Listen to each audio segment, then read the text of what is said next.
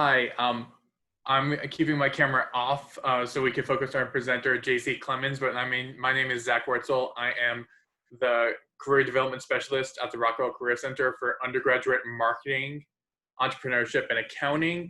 I'm going to serve as the question moderator for this session today, and we are extremely excited to have JC Clemons from the Kellogg's company with us to talk about the CPG industry, any changes that happened in the industry during the pandemic time that we're going through right now, and also any advice on the job and internship search that we have going on. If you have any questions, please put them into the chat as we're going along. I will moderate that and ask JC questions from the chat. This is meant to be a really open conversation, so please make sure you are taking advantage of the resource that we have here today. So with that, I'd like to turn it over to JC Clemons to take over and introduce himself and talk a little bit. All right, perfect. Hey, thank you, Zach. And hello, University of Houston, specifically Bauer. And I understand there's some folks that are from AMA that are on the line as well today. So I just want to welcome you guys to the first, I think this is the inaugural Recruiters Get Real chat, right? So if you want to talk about being real, I'm literally in Wiley, Texas right now at a Kroger store in their break room. So many of their folks in here get the opportunity to hear me talk to you guys today. So I think we've got about an hour scheduled, but I just wanted to welcome you guys, and first and foremost, hope everyone and your families are being safe. So as Zach asked me to spend some time with you here today to kind of talk about CPG and what's going on, there is a ton that is going on. And so for people that don't know what CPG is, CPG stands for Consumer Packaged Goods. So I know that we're talking about, or I know that AMA folks are on the line here, so you guys probably know this, but Consumer Packaged Goods industry. So when you think about any packaged goods that are in grocery stores, that's basically the industry, right? So if it's C-stores, which are small convenience stores, or if they're grocery stores or mass stores like a Walmart, club stores like a BJ's or a Sam's, etc. The business for us is incredible right now. So literally, when you think about the Kellogg company, the first category that you think about is ready-to-eat cereal. So Kellogg literally founded the ready-to-eat cereal category in 1906 with our founder and person that basically invented the category, W.K. Kellogg. So he actually formed the Kellogg company after he created the category. So you think 1906 to now to 2020, we've come a long way.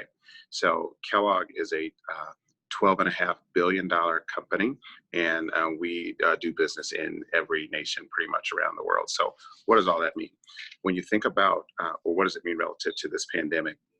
So when you think about it relative to the pandemic, it's a really good time to be in the CPG business because consumer shopping patterns have changed significantly. So when you think about all of you guys that are on the phone right now, how many of you guys have eaten cereal on a regular basis prior to this pandemic? And just to kind of put it in context for you, so Kellogg, or for Kellogg, ready-to-eat cereal is our largest category. Our largest brand in ready-to-eat cereal is Special K, and the second largest brand in our ready-to-eat cereal category will be Frosted Flakes.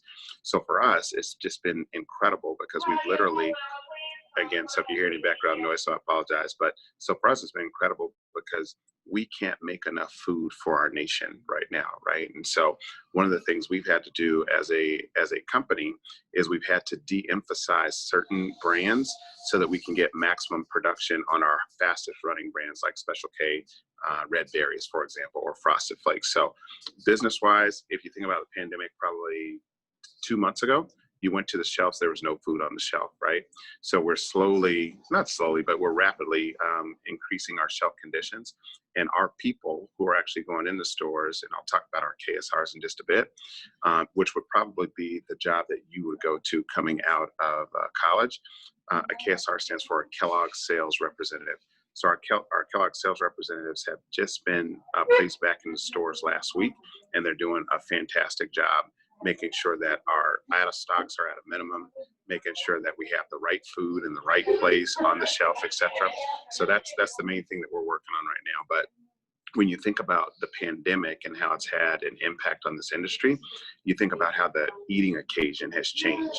So I asked the question earlier, How many of you guys have just been eating hellacious amounts of cereal lately, right? It's a big number. A lot of you guys are eating a ton of cereal because we can't make enough, but it's been an awesome opportunity for us to reassociate our brands with people who have gotten out of the cereal category. So when you think about ready-to-eat cereal again, and again, of course, we make a lot more than ready-to-eat cereal. So we own Cheez-Its, and we own Pringles, and we own Eggo waffles, etc. But when you think about the eating occasion, a lot of folks are eating cereal at different times of the day now. So they're eating it for breakfast, they're eating it for lunch, they're eating it for dinner. And then, of course, from a frozen breakfast perspective, so Eggo waffles are just off the charts, right? So all of that to be said is to say, so, you know, the eating occasion has changed. We've been able to re-identify and acculturate our brands with our consumers, so our business is on fire. So what does that kind of mean for you? When you think about the effects of this pandemic, I would give you just a couple of things to think about. Number one, we know broadly, and you can Google this, unemployment in the United States right now is topping 15%, right? So if unemployment is going to rise to, and of course we haven't even seen what the fall is going to bring, and this is not to scare the heck out of anybody, but these are just facts. So as unemployment continues to go up, then guess what? Companies are continuing to be a lot more selective on people that they're bringing in their organizations. So what does that mean for you? As a student, especially a student who's going to be looking to graduate, or a student who's going to be looking to get an internship, you have to bring your very best and your very brightest, right? So as we get back into school, or if school is even taught virtually, many companies are still going to be bringing in interns, right? And so when you think about it, if unemployment skyrockets to 15% now, 20% later, 25%, potentially after that, then typically what happens in the industry is you get underemployment that goes way up. And basically what that means is if you were a senior manager, now you're happy to get a manager role. If you were a manager, now you're happy to get an individual contributor role, et cetera. So it's going to be really, really tough to get back into the industry. So that being said, you want to make sure when you get an opportunity to interview with a company, you are bringing your very, very best, because it's hyper competitive now, right? So what I'll do is I've given you a little bit of text, background and texture on like who Kellogg is and kind of how our business has been affected. I'll give you one other nugget before I turn it over for the questions. But when you think about the eating occasion, right? So we talked a little bit about how consumers are now eating different foods at different times, et cetera. But people are also shopping differently as well. So again, I mentioned earlier, I'm in a Kroger right now. In yesterday's world, we saw the average consumer come into a large Kroger store, and she would spend, call it 45 minutes in the store. So now we're in stores, and from what I'm seeing, I'd say 85% of the people have masks on, and folks are coming in and getting right out of the store, right? Nobody wants to be in the store. So that being said, from a display perspective for us, we have to be really, really intentional that one, we have the right food on the shelf at the right time, but also from an incremental display perspective, we want to make sure that our food is in the most attractive places in the store to enhance incremental consumption, which means you came into the store to go buy, call it Tide to wash clothes, and you came out with Tide and Pringles and Cheez-It, right? Because we have our displays in the right spots in the store where we can drive that incremental purchase. So that being said, I've probably given you 10 minutes of just some intro. So Zach, why don't we turn it over and see what questions we have in the queue right now that we can spend a little more time on. Sure. So one question that we have is, have any of your plans for recruiting changed at all? Or is that sort of business as usual right now? And I'm sorry, if you could repeat the first part, has plans for what changed? I'm sorry. Recruiting changed at all? Recruiting. Yeah. So no, it's a really good question. And I have spent some time, many of you guys know Raji, and I understand that recruiting is going to change as well. So when you think about it from the perspective of if students don't go back into school in the fall, what does that look like? Right? So the world is still going to go on. Many companies are still going to need interns to come into their program, et cetera. So we are having conversations now about what does virtual recruiting look like. So I would, if I just had to give you a couple of tips, I would definitely say for your resume, make sure that your resume stands out. So in many cases, you may go and someone give you you may go somewhere and someone gives you a very generic and vanilla resume of yourself. Question is, if you're going to be competing now in a virtual environment where people don't get a chance to physically see you, how does that resume differentiate you from the other 5,000 resumes that recruiter is going to be looking for, right?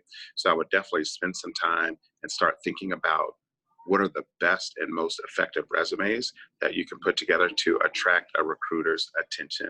It would definitely be one thing that I would think about. And then also from a virtual perspective, we've been having discussions about, in yesterday's world, we would have like a career fair, right? For Kellogg at Bauer, we would always have an info session the night before the career fair. So if we don't physically have a career fair this year, and we have to have some type of touch point with you where we're touching you via the telephone, via Skype or Zoom, etc., make sure that you're buttoned up on what makes you special for that particular company. So I would actually start to rehearse how you put yourself right in the mirror. What makes you special? What do you bring to the table that the other 5,000 people that they're going to be talking to don't bring to the table, etc.? Okay, so hopefully that answers the question. And if we need to build on that, let me know. Cool, thank you, JC. To build on that a little bit, can you talk a little bit, what does Kellogg's, being a large and successful company, value in their undergraduate interns and current employees? Is it education, academic participation, organizations, leadership, other critical skills like that? Yeah, no, that's a great question. I would say yes to all of those. So in many cases, I would highly encourage you, get your GPA up over a 3.0. And that does not mean that someone who is a 2.7 GPA person is not of value. It doesn't mean they can't do a good job. You could have a personal situation where you were working, X amount of hours, etc. But many companies will have their waterline at a 3.0. So as you start thinking about what you need to do to get to a 3.0 or higher, put those plans in place now. I would also say that your energy and the way that you articulate yourself, especially in a virtual environment, is going to be really, really, really important. So again, you all are talking to me today via a virtual environment. If I come across like I don't enjoy what I do, or I'm really not excited about my company, or I'm really not excited about the industry or the work that I do, who wants you? I mean, that's just like real talk, right? So as you start thinking about it, do your research on the companies that you're going to interview with, and have some dialogue with that recruiter that helps he or her understand that you did some homework on the company, right? So if you come in and you have a conversation with me and you tell me that you're interested in a Kellogg sales rep role, but you've also told me that you've researched the company and you understand the company's values, you understand what investments we've made, you understand our revenue has been $12.5 billion, you understand that we divested our cookie business recently, you understand that Special K and Frosted Flakes are on the rise, and you can help us understand that you value the brands because you've been eating them since you were a child and you can't wait to get an opportunity to sell those brands. Those are things that are going to differentiate you from somebody just coming up wanting a job, if you will. So hopefully that answers the question. Yeah, definitely. I did get a follow-up on that.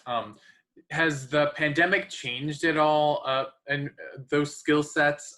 Is there anything more unique or more specific that you think recruiters are looking for, especially during this time? I wouldn't say that. So for the roles that you're going to be going into, I wouldn't say that the pandemic has changed it that much. Most companies that you go and work for, and specifically for Kellogg, we understand that you don't know our business. We understand that you aren't intricately involved with our brands and understand our brand strategy, et cetera. So those are the things like understanding our brand strategy, understanding the largest brands that we have, understanding the categories in a store that we play in. Those are things that you can do a little homework on to help articulate your homework for researching the company. But the bottom line is 75% of what you're going to get if you received an internship at Kellogg or if you received a full-time role, we're going to teach you, right? We're going to teach you. So the one thing you want to be able to talk about is, so I work in the sales organization, so I'm accountable for our sales or for our retail sales business for the West Coast, basically. So from Texas to the Pac Northwest. What I want to understand is if you've had sales experience before, how are those experiences transferable into the Kellogg company. If you've led a marketing organization before, call it some, you led a project with AMA, how are the activities that you executed in those projects transferable into the Kellogg company, right? And so I'll tell you that we've had the relationship with U of H I've kind of been the executive sponsor for U of H for 5 years-ish, if you will. And it's continued to grow year over year over year. And I'm super, super happy and excited to say that many of the AMA folks and Bauer folks in general that have worked on projects for Kellogg are folks that, obviously have an advantage, right? There are multiple people that we have in our organization today that came from Bauer that are doing outstanding and incredible things in the Kellogg company, right? And so I would definitely say if you have an opportunity to get involved with whatever company that you're looking at, if Microsoft is a strong recruiter at U of H, figure out when Microsoft is going to, what projects they're asking U of H for, and get involved in some of those projects. Because once you interview with Microsoft and you can talk about, hey, I worked on project X last semester, it gives you a competitive advantage. So hopefully that answers your question. Definitely. Thank you, JC. I'm going to change topics a little bit because we've got a couple of questions about the supply chain and how has Kellogg's responded to the sudden changes that the supply chain has had due to the pandemic, and how do you think it's going to change as the economy recovers as well? Yeah, so supply chain is a really, really interesting topic because literally for a sales organization, we can't sell the food if we don't get the food. And the way that we get the food is we have to procure the ingredients. We have to make the food from a manufacturing perspective. We have to then ship the food, right, to our customers, et cetera. And then we execute food in stores. So one of the challenges that we've had from a supply chain perspective is in our supply chain, we haven't been able to make enough food, right? And so when you think about our manufacturing organization, because there's been such demand for many of our products, just to get the key ingredients to make those products has been a major, major challenge. So from a supply chain perspective, we've literally had to, I think I mentioned this at the front end of the call, we've had to de-emphasize certain SKUs, and I'll kind of make it up. So if you're at a cereal plant, and we understand that the top 3 SKUs that come out of that cereal plant are Special K red berries, Frosted Flakes, and Apple Jacks, just making that up. And so say we have some tertiary SKUs like an All brand, for example, that we know in store, they're a lower runner SKU, if you will. So low velocity on that SKU. Question is do we need to de-emphasize certain SKUs so that we can overemphasize, if you will, the SKUs that are running really hard for us? So that has been a real challenge for us. And we have clearly made changes in our manufacturing to make sure that we can account for the high running SKUs. The other big challenge that we had as well is safety, right? And so when you think about our environment, so the number one objective that we have as a company is keeping our folks safe so that we can feed the world through brands that matter. But we've spent millions of dollars on new safety protocols as well to make sure that our drivers and our people that are in the plants that are making the food, et cetera, are working safe. So for an example, there are health checks every single day for every single employee. Before you come to work, we are checking your temperature, making sure that you're safe. We've changed ways of working as well to make sure that the way that we're handling the food, et cetera, is done safely. And then from a distribution perspective or from a logistics perspective, even as we are, boxing the food, et cetera, building and boxing the food in the plants, making sure that as they transfer from the plants to our trucks to the stores, that there's safety protocols in place for all spots. From a retail sales perspective, so literally I told you I'm in a Kroger store here today. So for all of our retail sales reps, we've sent them out PPE. So every rep in every store, every single day is wearing masks. They have wipes. They have, all of the appropriate sanitizing PPE that they need to make sure that we're safe. So back to the core of the original question, supply chain, we've had to make a ton of investments into, and we've also had to de-emphasize certain, call it D SKUs, so that we could produce more A SKUs. So yeah, it's been a real challenge, but the team has done an outstanding job stepping up to the plate and getting it done. Awesome, thank you. We got another question sort of in that ballpark as well. As tastes and buying habits change, whether it be in general or because of what's going on right now, how does Kellogg's look to stay ahead of the curve of those changes? Yeah, that's another fantastic question. So when you think about taste changing and you think about something that we call price pack architecture. So basically what that means is we need to make sure that we have the right food in the right pack at the right place at the right price at the right time. If you've made notes, you can follow all that. I'll give you $10 if you can recite it. So that being said, the buying occasion is changing like right before our eyes, right? And so when you thought about, or when you think about single serve consumption, so if you went to a drugstore like a Walgreens or a CVS or a Rite Aid, et cetera, and you figure pre-COVID, folks would come in and they wanted the value of like $1 bar, if you will, or $1 cup of food, et cetera. So now what are folks doing? They're going to the pack because that's where the value is. So because folks are not in stores, or I'm sorry, are not at work in many cases right now, and folks are consuming more food at home, the value is to make sure that you get the right pack at the right price, to make sure that you have plenty of food to eat at home. So it's a lot cheaper and it's a much better value for the consumer to buy packs versus buying individual eaches, if that makes sense. And so we have a whole team basically that we call our RGM team. That team stands for Revenue Growth Management. They are recrafting what our revenue growth management strategy needs to look like, because we don't think this is short term. We think there's definitely going to be a long-term change and pivot for consumer behavior. And we need to build the right food in the right pack type at the right price at the right place to be able to take advantage of that. Outstanding question.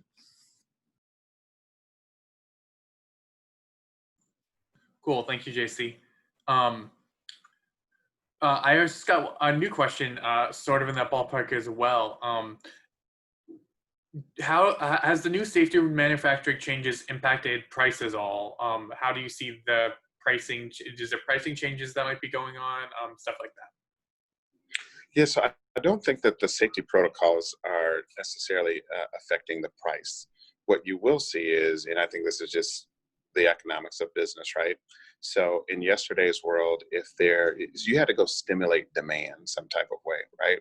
So if you're Kellogg and you're competing against General Mills and you're competing against Post, if you're Coca-Cola and you're competing against Pepsi-Cola and others, in yesterday's world, you had to give the consumer a reason to buy outside of the brand.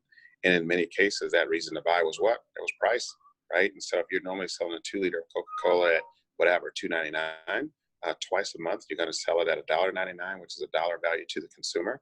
And it's a value to the retailer because you're going to increase tonnage, right? So in this new world, it's no different. I don't think safety is going to have a direct impact on price. However, I feel like you may not see the deep deals and discounts on food in this environment because retailers don't have to, right? Because the demand is already there. So for all of you guys that have taken supply and demand type courses, you understand that the demand, especially 2 weeks ago, was insane, right? So it's like, go try to find toilet paper somewhere, right? So if we know, or if the manufacturer knows that toilet paper is in super high demand and it normally runs at $9.99, why are you going to put it on sale for $5.99 and you can't hit that demand that you have now? So I think pricing is going to probably flatten out a little bit, and you may not see the deep deals on pricing because there's still really, really high demand for food. Hopefully that answers your question. Cool. Thanks, JC. I had 2 questions come in that were sort of similar. One is, has Kellogg's implemented any cognitive services or AI to aid in determining consumer behavior? And the other one was, what is the role that data analytics plays in understanding new consumer behavior?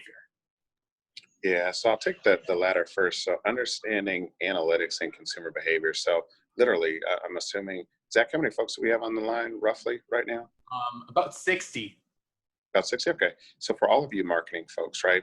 So from a marketing perspective, you're not just going to come out with the next iteration of Frosted Flakes because you think that adding blueberry crumbles to Frosted Flakes is going to make it sell more, right?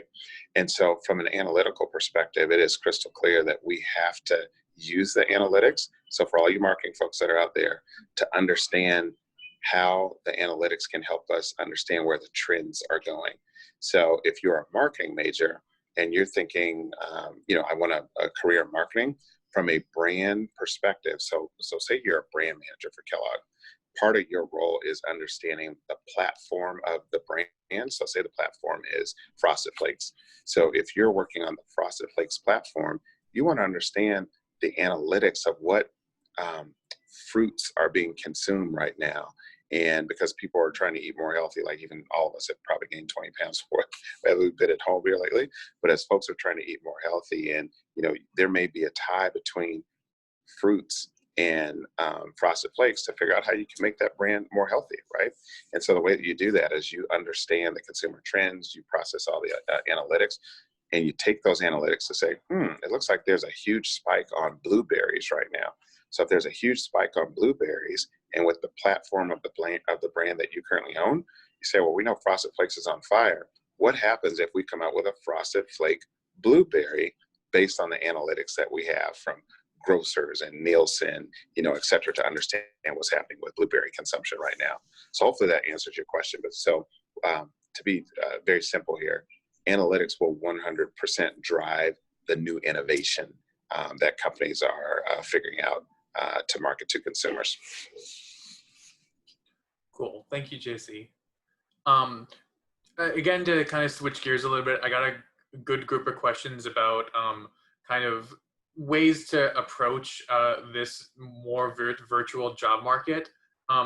Can you talk about what you think might be the number one mistake you see students making when they're doing any sort of interviewing virtually, either over video calls or some other way?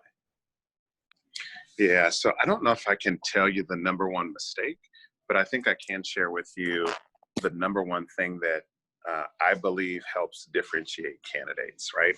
So if you're gonna get invited to an interview and the interview is gonna be done via Zoom or Skype or something like that, and I'll give you a real world example. So I just hired two managers. I hired a manager to run our Northern LA business, and I hired a manager to run our Phoenix business, Las Vegas business, excuse me. Bottom line is, of maybe 100 people that applied for the role, my recruiter narrowed that down to, call it 10. And then I took a look at the 10, and then I had her schedule interviews for 8. All of the 8 were virtual. So let's take step number 1. 100% bring yourself best to the virtual interview. Do not come to the interview half dressed, half shaven, hair all nappy. You just can't do that, right? So you go and attack the virtual interview the same way you would a face-to-face interview. Second piece I would give you that I think is really, really important here: always put together something that you can share with that recruiter, that helps them understand you research the company, right? So for you guys, generation, is it Y? I think it's generation Y. So go put together something via PowerPoint that shows that you did some research on the company. Major differentiator. So for the individuals that I just hired to run our Phoenix business and our Los Angeles business, both of those individuals put together like a 30, 60, 90-day plan. And in that 30, 60, 90-day plan, they said, hey, I would attack this role by first 30 days doing X, Y, and Z. The next 60 days doing A, B, and C. 90 days doing A, B, and C, right?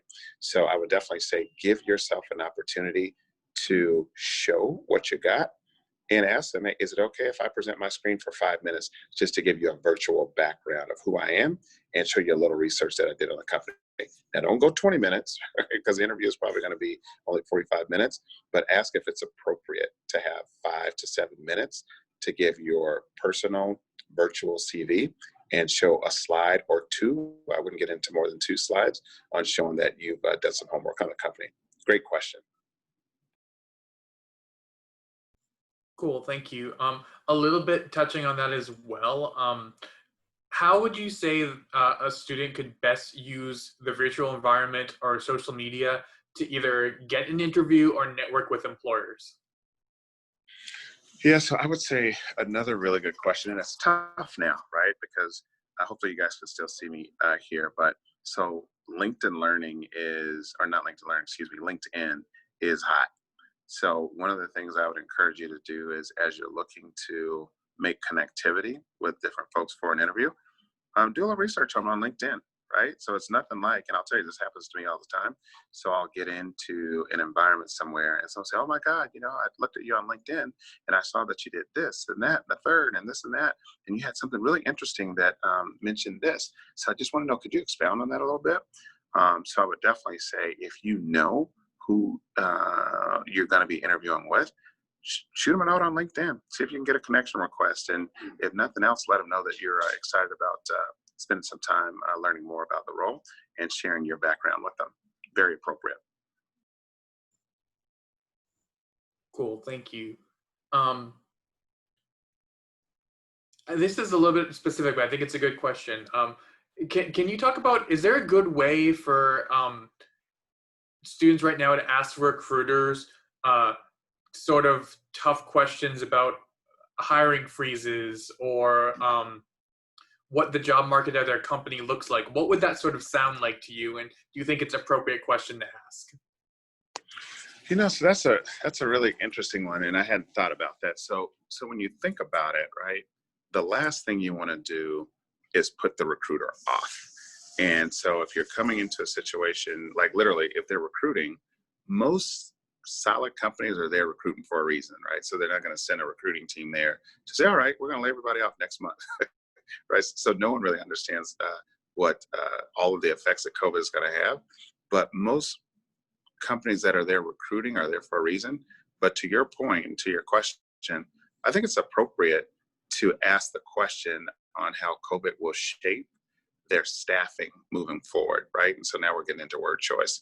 So as you're looking at really massaging your word choice, just be really careful that you don't want to come off as negative versus you're asking a more strategic question, and then you have to get some help from Zach and Raji and others on how you appropriately dial in your word choice to make sure that if you're asking a question about staffing, that it's appropriate, right? I think it's an appropriate question, but just be careful on how you ask it. And clearly, from a financial perspective, you never want to talk about money until you get into, the appropriate part in the process, right? And so if you're at your last step, et cetera, what I would probably do is when you start talking about compensation, you can go on Glassdoor and you can find out if you're interviewing for a Kellogg sales rep role. Glassdoor will give you a pretty good range on that role is between X and Y, right? So I think it's appropriate to do that up front, because for you, if you're saying that, hey, I'm in IT and I want to be an IT professional and I want to make $90,000 a year coming out of school, Glassdoor it, right? But it probably wouldn't be appropriate to ask it like on the front end. So just do a little homework yourself before you go in. Good question. Cool, thank you, JC. So let's talk about resumes for a second. For a competitive resume, do you want it specifically to be one page, or is having all the detail on there important? It's sort of a quantity versus quality condensed type question. Thank you for asking that question. That's a really good question.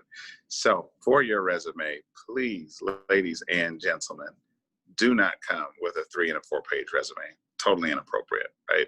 And so when you think about it from a recruiter's perspective, it needs to be appropriate. It needs to be to the point. It needs to be relevant.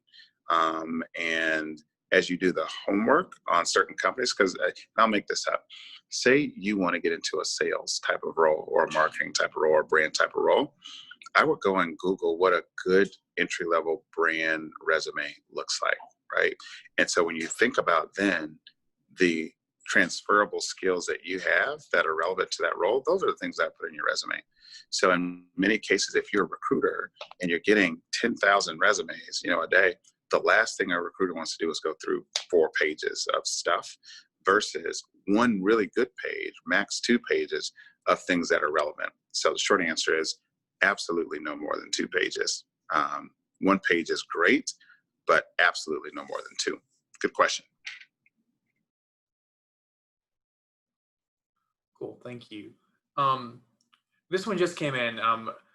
When hiring for full-time roles, do you prefer interns that have interned already at Kellogg's, or is it something where you're open to people who have not? Yeah, open to everybody, right? So last year, for example, we brought in 30 interns. And so we recruit at, call it 12, 13, 14 different schools. So for U of H, for example, we typically bring in 3 interns per summer. And I'm working really, really hard to try to move that to 6. But as of right now, for the Kellogg company, I bring in 3 interns every single summer. But it is highly competitive. And again, as you start thinking about what differentiates you, I'll give you a quick example. And so some of the folks on in AMA may have heard this before. So there's a young lady who works for Kellogg now who I met at an info session, right?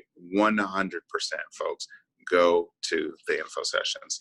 She's a communications major, wasn't even a business major, but at the info session, she sat on the very front row, didn't know anybody in there. She took copious notes throughout the info session. She asked outstanding questions. And every time I looked up, because we were, there maybe 2.5 hours, every time I looked up, her eyes were 100% focused on what we were talking about.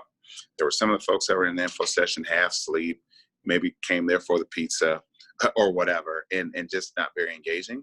But this young lady, who wasn't even a business major, by the way, was so focused and engaging and asked really good questions. So short story is I told her, hey, I understand you're not a business major. You know that we're looking for business majors. If you come to the career fair tomorrow, because obviously you came to the info session tonight, I want you to do some research on the company. I want you to tell me why I should hire you. So she said, perfect, thank you. She came to the career fair the next day, and I told her, when you see me, just flag me and I'll walk away and talk to you. And I did. So we went out in the hall, and she told me exactly why I should hire her. And she gave me great information on what I shared with her last night the night prior to at the info session, and homework she did that night. And I damn near offered her a job on the spot, not even a business major, right? So when you start thinking about how you differentiate yourself, God has given you all gifts.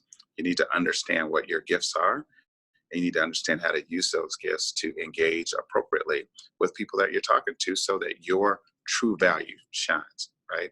So many people, from my experience, don't know how to make their individual value shine. You need to find out what makes you shine. Is there certain things that you articulate really well?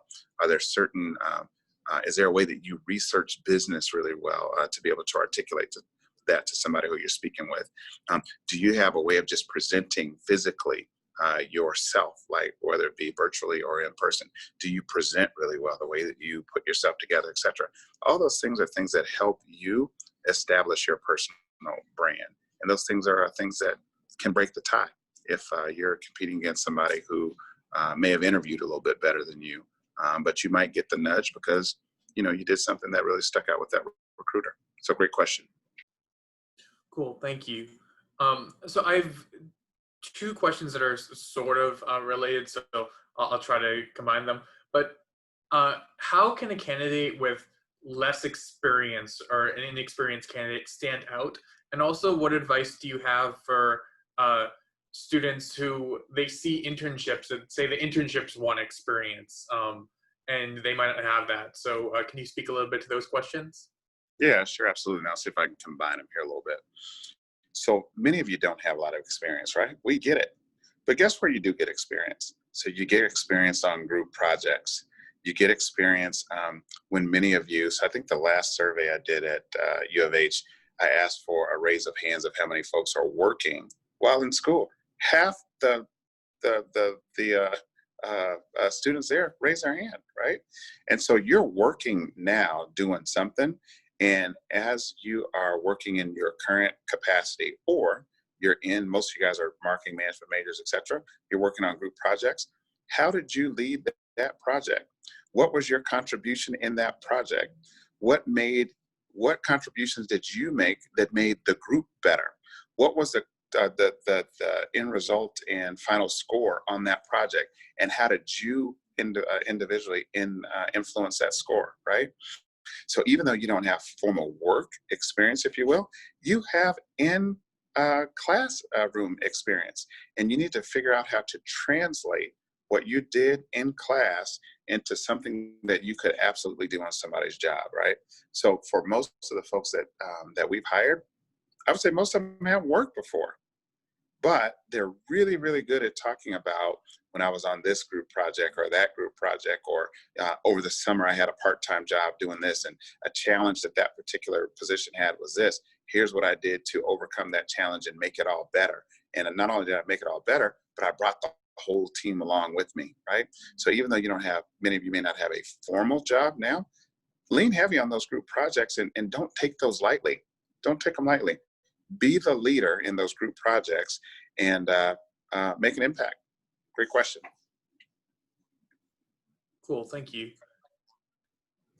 So a question I just got was, how can the candidate that's been working full-time, maybe in a different field, that wants to make a career change into CPG stand out versus someone who already might have experience in that field?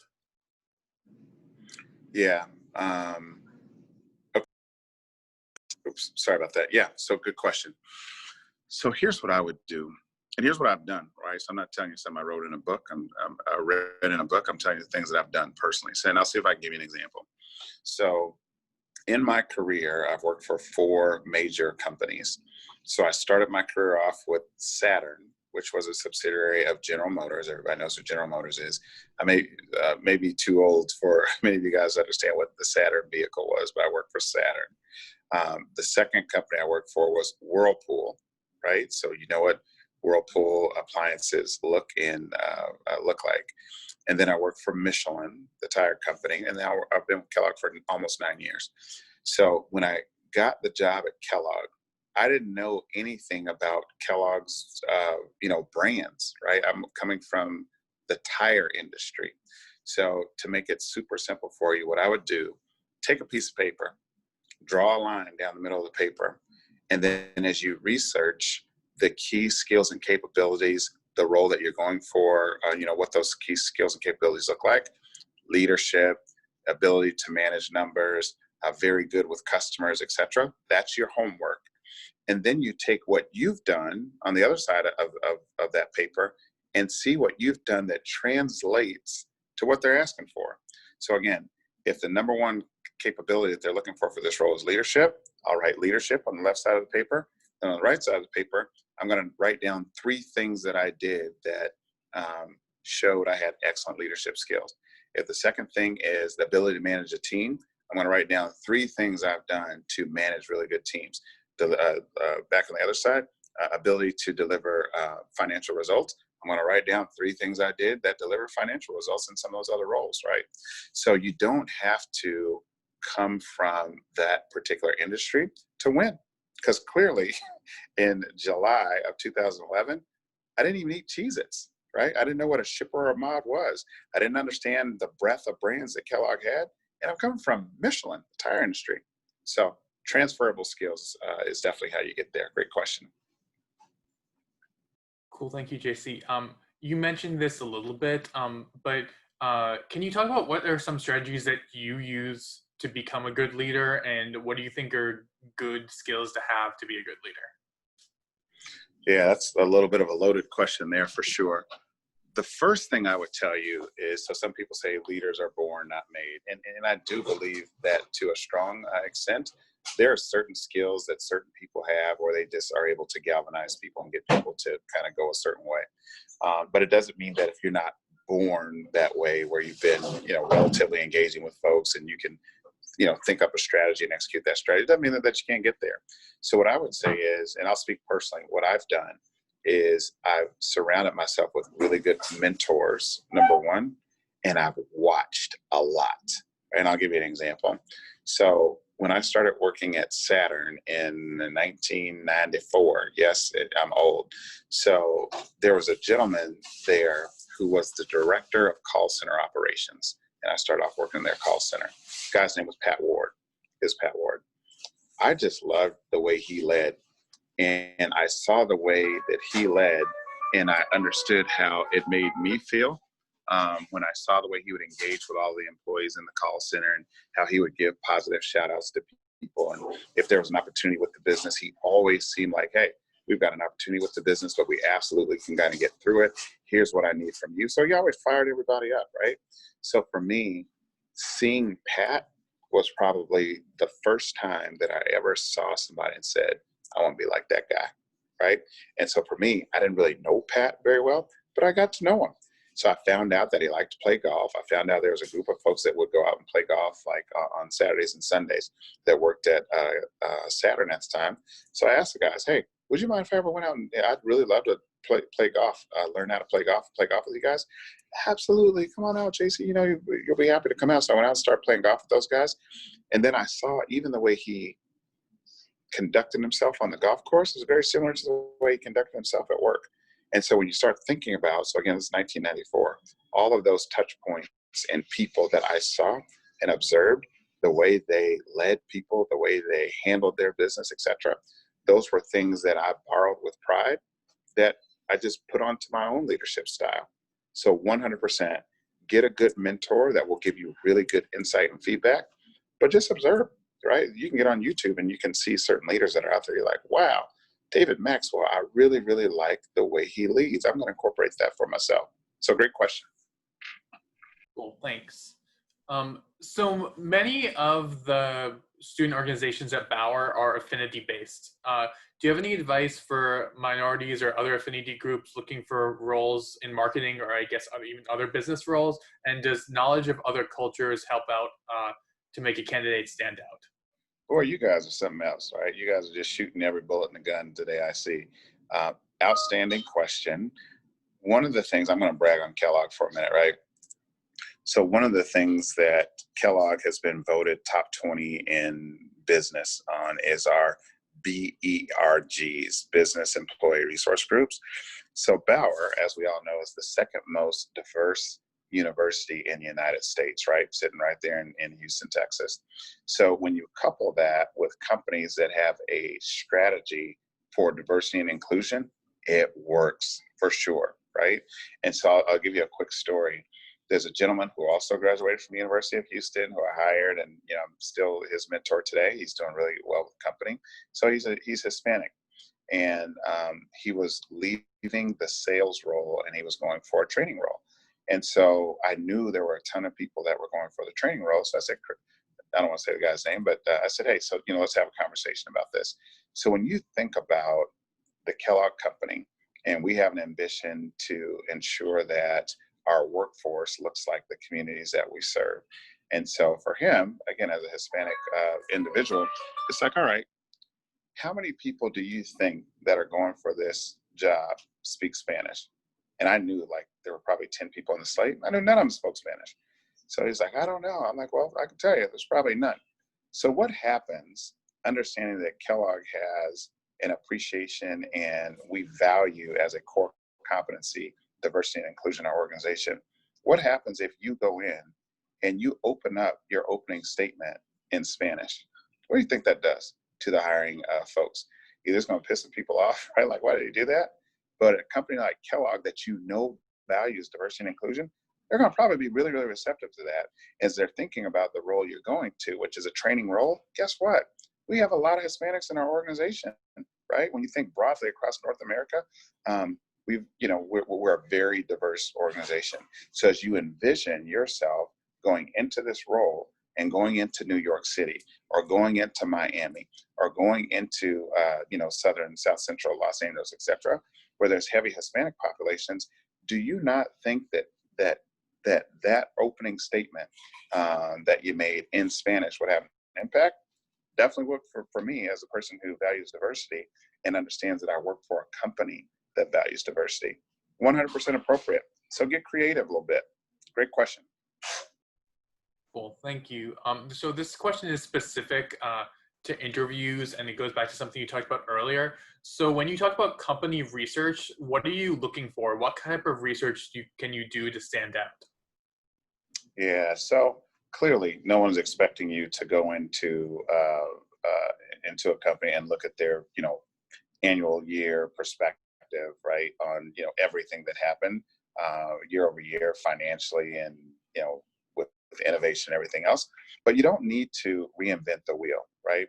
So when you're going in and you're going to do research on a company, especially if you're in sales, it probably makes sense to understand what the revenue of that company is, right? Which typically, if it's a publicly traded company, you can see what the revenue is, like Kellogg. So understanding what the revenue is, and then in many cases, if you Google like the president of the company or the CEO of the company and what their ambition is for the company, you're going to get 10 or 15 things that are going to come up that the CEO has said of that particular company. And guess what? If the CEO said it, more than likely a lot of the folks in the organization have heard it as well. So again, don't reinvent the wheel. Figure out 3 to 4 things that you can talk about that their president or their CEO is talking about that are critical to the success of the company, and spend a little time on those nuggets. Good question. Cool, thank you. So what do you think is the most important soft skill to develop? I'm sorry, the most important which skill? Soft skill to develop. I'm sorry, Zach, say that one more time. Sorry, soft skill to develop. Oh, the most important soft skill to develop. That's a really interesting question. So the most important soft skill to develop. So I'll see if I can approach this a couple of different ways. So as we've talked about diversity and inclusion at U of H in particularly, I know that I've spoken to a ton of people that may not necessarily have an origin from the United States. And so the accent can be a little heavy. So if that is, hopefully you guys can still see me. I just move seats here. So if that's the case, I would definitely spend some time on really trying to perfect how you articulate who you are, right? And it is appropriate to say, hey, you know what? And I've spoke to a number of U of H students in this regard, and I'll answer this 2 ways, so for diverse and non-diverse. So it's appropriate to say, hey, my family is from Guatemala, and I'm first generation here in the United States, first generation going to University of Houston, and I'm incredibly proud about that fact, and I'm also incredibly proud to be able to bring the insights from my diverse background to your company. Totally appropriate, totally appropriate. For folks that are majority and non-diverse, I would say, again, going back to the initial comment, that you all have like some type of gift, whether, again, that's the way you articulate points, whether that's the way that you are able to research a company and be able to articulate the research that you've done on the company. And something as simple as just like being your true and authentic self are really, really important. So doing those things and doing them well, I would say definitely give you a competitive advantage. So those soft skills, again, stay away from the negatives. Always try to keep it positive. When you're asking questions that are a little bit more challenging, be careful with word choice. Be careful with word choice. But yeah, that's how that would be the nuggets I'd give you. Awesome. Thank you, JC. So we're getting close to our being done with our hour. I'll be the first to thank you for spending the time with us this afternoon. We had around 60 students here, so I know you were giving them really great advice.